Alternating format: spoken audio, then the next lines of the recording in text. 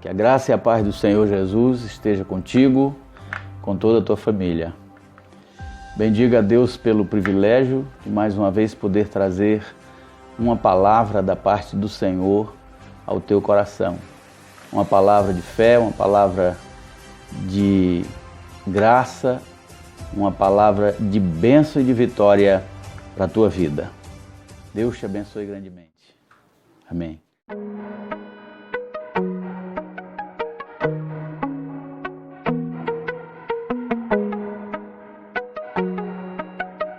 A palavra de hoje está baseada no Evangelho de Marcos, capítulo de número 4, do versículo 35 ao versículo de número 41. Ele diz o seguinte: E naquele dia, sendo já tarde, disse-lhes: Passemos para a outra banda. E eles, deixando a multidão, o levaram consigo, assim como estava, no barco. E havia também com ele outros barquinhos. E levantando-se grande temporal de vento, de forma que subiu as ondas por cima do barco, de maneira que já o barco se enchia. E ele estava na popa, dormindo sobre uma almofada. E despertaram-no, dizendo: Mestre, não se te dá que pereçamos? E ele, despertando, repreendeu o vento e disse ao mar: Cala-te, aquieta-te. E o vento se aquietou, e houve grande bonança. E disse-lhes: Por que sois tão tímidos? Ainda não tendes fé? E eles sentiram um grande temor, e diziam uns aos outros: Mas quem é este que até o vento e o mar lhe obedecem? Nessa oportunidade, eu quero trazer uma palavra sobre o seguinte tema: 7 razões para o teu barco não afundar. Queridos, essa passagem bíblica fala de um momento no ministério do Senhor Jesus, onde ele, após ensinar, resolveu se dirigir até a província dos Gadarenos. Gadara ficava do outro lado do Mar da Galileia. Veja bem, o Mar da Galileia é um lago de água doce que tem no norte de Israel, alimentado pelas águas do Rio Jordão. E esse lago é no formato de uma pera, de cabeça para baixo. E a distância de um lado para o outro, de Cafarnaum, que fica numa extremidade, para Gadara, que fica na outra extremidade, é de cerca de 12 quilômetros. De norte a sul, o lago tem mais ou menos 24 quilômetros. E Jesus estava exatamente atravessando de Cafarnaum para Gadara. Ele resolveu ir a Gadara. Em outra oportunidade, nós vamos trazer um ensinamento a respeito do que ele foi fazer em Gadara, qual era o propósito de Cristo em Gadara. Mas para esta mensagem, nós estaremos falando exatamente sobre o momento em que Cristo estava atravessando. Pois a palavra de Deus diz que quando ele atravessava para Gadara, se levantou um temporal de vento, um vendaval, não era uma chuva, era apenas um vendaval. E esse vendaval agitou as águas do Mar da Galileia, de sorte que o barco já se enchia. Então as ondas eram, por demais, pesadas e perigosas. E o barco já estava se enchendo. E num certo ponto da viagem, os discípulos, que eram pescadores, e como pescadores eles eram exímios, eram preparados na arte da navegação, eles sabiam muito bem como manejar o barco, como controlá-lo, em especial em meio às tempestades. Os discípulos se desesperaram, porque viram que o barco ia afundar. E no meio daquele desespero, o mestre estava deitado sobre uma almofada na popa do barco. Na popa do barco, geralmente os barcos na Galileia, em 1986, com uma grande estiagem que teve em Israel, descobriram um barco dos dias de Jesus. E esse barco tinha quase 9 metros por 2,5 de largura, 9 metros de comprimento, 2,5 de largura. Então a gente tem mais ou menos uma ideia de como eram os barcos naquele tempo do Senhor Jesus Cristo, ou daquele tempo do Senhor Jesus Cristo. Então não era muito grande, no máximo 10 metros era um barco. Eu tive o privilégio de ainda por algumas vezes estar no Mar da Galileia com um barco de 15 para 20 metros. E o lugar é maravilhoso. O Mar da Galileia é cercado por montanhas. E o vento que entra para agitar as águas, ele vem exatamente do Mar Mediterrâneo, do oeste da região do Mar Mediterrâneo. E esse vento, ele bate nas cadeias de montanha que tem ao redor, no lado de Gadara e até mesmo do lado de Cafarnaum. E esse vento fica girando ali, no meio daquele mar, e agita as águas. Foi exatamente o que aconteceu naquele dia. O vento que veio do Mar Mediterrâneo bateu nas montanhas do lado de Gadara e, quando retornou, agitou as águas do Mar da Galileia. E aquilo chegou a desesperar aqueles exímios navegadores. E eles achavam que iam afundar. Em cima dessa história é que eu quero trazer um ensinamento para nós. Quando nós estamos passando por lutas, por agonias e por dificuldades, nós costumamos chamar estas agonias e lutas de tempestades, vendavais que estamos enfrentando. E muitas vezes achamos que o nosso barco, que é a nossa vida, irá naufragar diante de tamanho problema, diante de tamanho tempestade. E como os discípulos, muitas vezes nos falta a fé. Mas eu quero falar para você sobre 7 razões para o seu barco não afundar. Também foram as razões para que aquele barco não viesse a afundar. Bem, a primeira razão é que Jesus, que estava naquele barco, é o Senhor e Criador de todas as coisas. A carta do apóstolo Paulo, no capítulo 1, no versículo 15 a 17, diz assim: o Filho é a imagem do Deus invisível, o primogênito ou supremo sobre toda a criação. Porque nele foram criadas todas as coisas que há nos céus, na terra, visíveis e invisíveis, sejam tronos, sejam dominações, sejam principados, sejam potestades. Tudo foi criado por ele e para ele.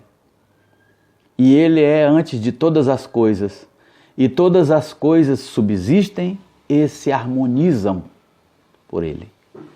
Então essa passagem, além de outras passagens na Bíblia Sagrada, mostram de que Jesus é o Senhor e Criador de todas as coisas. Se Ele é o Senhor e Ele é o Criador, Ele domina sobre tudo. Tudo que é criado ou que foi criado obedece à voz do Criador. Nada está fora do controle do Criador. Aquele barco não ia afundar porque nele estava o Criador da terra, do céu, dos mares, do Mar da Galileia, do vento, o Criador do universo, o Criador de todas as coisas, o Criador do Pedro, do João, do Bartolomeu, do Tadeu, de cada um daqueles apóstolos, estava ali. E aquele Criador, ou o Criador de todas as coisas, jamais permitiria que aquele barco afundasse. Ele tinha o controle daquela nau em suas mãos. A mesma coisa se dá para o barco da nossa vida. O Senhor é o Criador. Ele foi o Criador da tua vida, é Ele quem conduz a tua vida. Ele não vai permitir que o barco da tua vida naufrague no mar dos problemas. Amém? A segunda razão é que Jesus tinha um propósito com relação àquela travessia. Jesus tinha um plano. Ao desejar ir de Cafarnaum para Gadara, Jesus tinha um propósito. Não era de qualquer maneira. Isso diz para mim e para você que o Senhor Jesus também tem um propósito para as nossas vidas. Ele tem um plano, um propósito para a sua vida. Muitas vezes pensam que isso é um jargão de pregadores e crentes quando a gente diz que Deus tem um plano na sua vida. Não é. Isso é verdade. Deus tem um propósito e tem um plano para a sua vida. Resta você compreender, você perceber que Deus tem um propósito para as nossas vidas.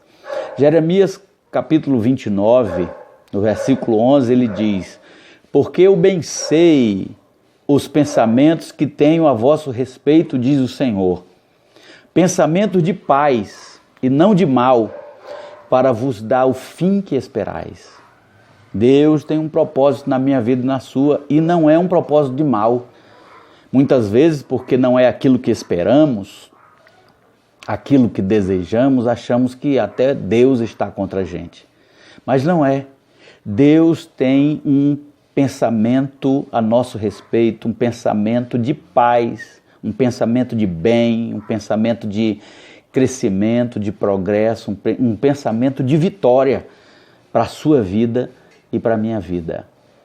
Deus tem um propósito, Deus tem um plano na sua vida.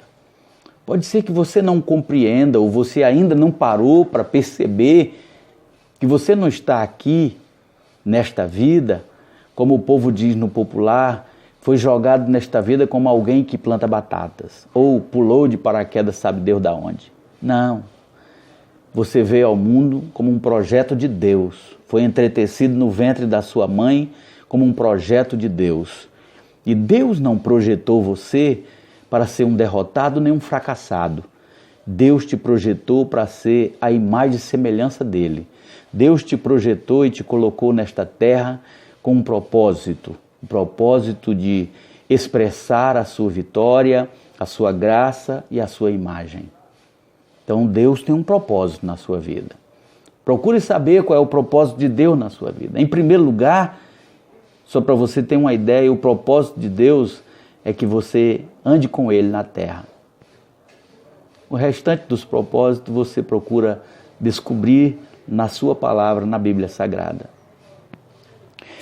A terceira razão para o barco não afundar é que Jesus era mais forte do que o inimigo e não deixava o mal vencer. Eu não duvido que aquela tempestade tenha se levantado através do poder das trevas, porque já vi dentro da Bíblia Sagrada que o diabo ele tem o poder de manipular os fenômenos na natureza. Um exemplo disso é quando ele movimenta os raios relâmpagos para tocar fogo no campo onde estão as ovelhas de Jó, bem como o vento que derruba a casa dos filhos de Jó. E ele também tem o poder de manipular a mente dos homens maus. Isso tudo com a permissão de Deus. Se Deus permitir, o inimigo pode muitas coisas. Não duvido que ele tenha manipulado o vento naquele dia para tentar impedir Cristo de chegar a Gadara e fazer uma obra de libertação na vida daquele que estava sendo um grande projeto nas mãos de Satanás. Algumas vezes parece que o nosso inimigo, parece que as trevas são mais fortes do que a luz. Parece que o nosso inimigo vai conseguir nos vencer. Mas eu quero dizer para você que Jesus é mais forte que o nosso inimigo e não deixará o mal nos vencer. Seja qual for o mal que esteja se levantando contra a sua vida, o nosso Deus é maior. Na primeira carta do apóstolo João, no capítulo 4, versículo 4, diz assim: filhinhos, sois de Deus, e já tendes vencido o maligno. Porque maior é o que está em vós do que o que está no mundo. Maior é o que está contigo, maior é aquele que está conosco do que o maligno que está no mundo. Deus tem o controle de todas as coisas. Nada acontece sem a permissão de Deus. Quando nós começamos a compreender que Deus está no controle, que as coisas acontecem através da sua permissão em primeiro lugar, o conforto e a tranquilidade tomam conta do nosso coração. Por quê? Porque Deus, diz a palavra, não nos deixará tentar ou passar por uma prova que seja superior, que seja mais forte do que as nossas forças. E a palavra ainda diz que, mesmo assim, Ele ainda providencia uma porta de escape. Querido, nada se furta ao controle do teu Deus. Ele coordena todas as coisas. Mesmo quando o inimigo pensa que vai se levantar para destruir a tua vida, Ele trabalha de uma tal maneira que fará com que tudo aquilo que vem para destruir, derrubar você, colabore para o teu bem. Porque também está escrito que Deus fará com que todas as coisas colaborem para os bens para o bem daquele que serve a Cristo. Amém? Então, Jesus é mais forte do que o nosso inimigo e não deixará o mal vencer. A quarta razão é que Jesus é o socorro bem presente na hora da angústia. Como é bom saber disso. Como é bom saber que a gente pode contar com Ele na hora da aflição. Os apóstolos estavam naquele barco, temerosos por suas vidas, e com razão. E eles resolveram então ir mexer com Jesus. Naquele barco, ou naqueles barcos, era comum que atrás, na parte de trás do barco, chamado de popa, se fizesse uma casa do capitão, um lugarzinho onde os pescadores cansados iam se deitar. Era comum que nesse lugar existisse uma carga de areia. Essa carga de areia, esse saco de areia, servia para equilibrar o barco. E, ao mesmo tempo, servia de travesseiro para o cansado marinheiro ou para o pescador, que se deitava sobre ele, dormia e descansava durante os trabalhos da noite. Jesus, então, cansado, se deitou nesse lugar e colocou a cabeça, quem sabe nesse saco de areia que eles chamavam de travesseiro, o travesseiro do pescador. E a Bíblia diz que ele dormiu, de tão cansado dormiu. A tempestade se levantou e os apóstolos ficaram perguntando, mas como é que ele pode dormir diante de tanta fúria da natureza? E alguém foi mexer com ele, alguém foi acordá-lo. E perguntaram, tu não se dá ou não te importas que pereçamos? Ainda não percebeste que estamos perecendo? Eles foram atrás do socorro. Talvez você venha recriminar aquelas pessoas porque foram mexer com Jesus daquela forma. Mas o importante foi que eles foram mexer com Jesus, eles foram acordar Jesus. Que nós possamos nos lembrar que Jesus está no barco e que nós possamos recorrer a Ele nos momentos de dificuldade, nos momentos de luta, nos momentos em que a tempestade e as ondas se levantam contra o nosso barco, que nós possamos lembrar que Ele está no barco e possamos ir procurar por Ele, procurar pelo auxílio e pela ajuda dEle. Procure a ajuda de Cristo Jesus no meio dessa tempestade. O Salmo 46, no versículo 1 ao 3, diz assim, ó: Deus é o nosso refúgio e fortaleza, socorro bem presente na hora da angústia. Portanto, não temeremos, ainda que a terra se mude, Ainda que os montes se transportem para o meio dos mares, ainda que as águas rujam e se perturbem, ainda que os montes se abalem pela sua braveza. Parece até que o salmista estava dentro daquele barco, né? Parece que ele estava ali vendo tudo aquilo. Então que esse salmo sirva de conforto ao seu coração. Deus é o teu refúgio. O Senhor Jesus é o teu refúgio, a tua proteção e a tua fortaleza. Socorro bem presente na hora da angústia. É a quarta razão para o teu barco não afundar. Jesus é o teu socorro. Pede por Ele, clama por Ele. Ele fez o mar, Ele é o mestre, Ele é o Senhor. O mar se revolta, como diz o hino. As ondas estão quase a fazer o nosso barco afundar. O céu se reveste de trevas. Estamos quase a sucumbir. Mas Ele diz assim, ó, as ondas atendem ao meu mandar. Sossegai. Seja o encapelado mar, a ira dos homens, o gênio do mal, tais águas não podem a nau tragar, que leva ao Senhor, Deus do céu e do mar. Pois todos ouvem o seu mandar. Sossegai. A quinta razão é que Jesus é o Mestre. E Ele está a nos ensinar uma lição diante da tempestade. Não é à toa que passamos por vendavais. Mateus, no capítulo 11, versículo 28 a 29, diz assim, ó, vinde a mim todos os que estáis cansados e oprimidos, e eu vos aliviarei. O 29, tomai sobre vós o meu jugo e aprendei de mim. O Mestre está nos ensinando uma lição. Que sou manso e humilde de coração, e encontrareis descanso para as vossas almas. O que estamos passando, o que você está passando, é uma lição, é um ensinamento. O Mestre quer que aprendamos algo.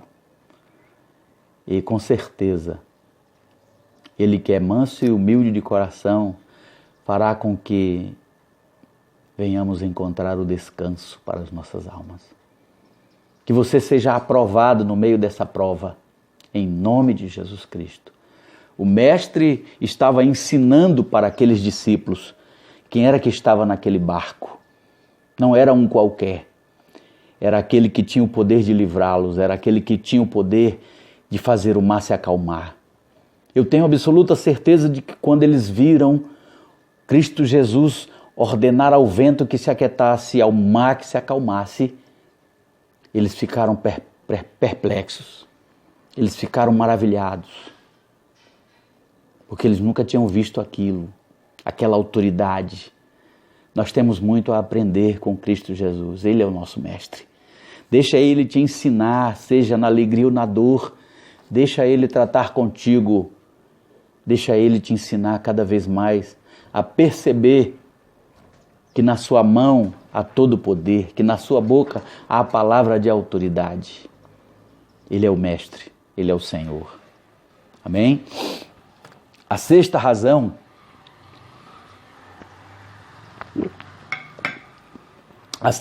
é muito especial.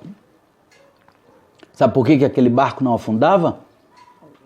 Porque Jesus amava aquelas pessoas que estavam naquele barco. Jesus amava Pedro, Tiago, João. Jesus amava cada um daqueles apóstolos. Não pense que é diferente com você. Jesus te ama. Pode ser que você não tenha o amor de pai, de mãe, de filho, de amigos. Pode ser que você se sinta só nesse mundo. Pode ser que você nesse exato momento esteja amargando a solidão e a depressão. Mas eu quero dizer para você, em nome de Jesus, existe alguém que te ama.